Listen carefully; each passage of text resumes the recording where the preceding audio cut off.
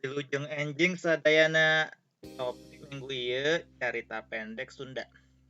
Lesson objective: by the end of the lesson, students should be able to comprehend, translate, and retell the story in bahasa Sunda. Bangkong jeung Mujair. Obrolan Bangkong jeung Mujair. Dina hiji balong aya sakadang bangkong keur nangkot dina daun tarate. Beungeutna katembong sepa, bangun aya kabingung. Torojol Mujair ti jero balong. Pok, manehna nanya, kunaon maneh kong?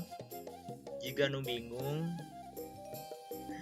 Puguh kaula teh mang bingungkeun ku polah manusa.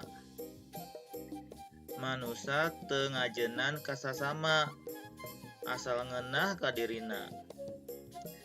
Kasato resep ngaguna sika, walon bangkong dareuda. Urang mah pasrah we ka pangeran, da teu daya teu upaya. Geus nasib titis tulis diajali. Walon Mujair antep pisan. Ayeuna kecap-kecap dina carita, or in bahasa Inggris glossaries. Bangkong hartina frog. Tarate water lily. Balong hartina pond. Beungeut face. Nangkot stay. Sepa means gloomy or sad. Katembong means to be seen. Jero hartina inside. Hartina kaula nyaeta myself. Gunasika means disturb. Jiga means as if. Hartina ngeunah nyaeta feel good. Walon means reply.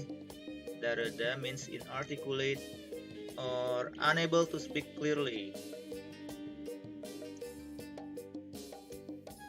Now, the question.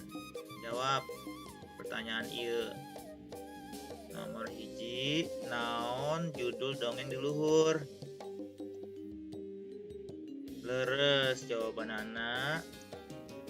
B. Obrolan Bangkong jeung Mujair. Kedua, Mujair salah sahiji ngaran naon? A. Lauk. B. Kembang. C. Buah.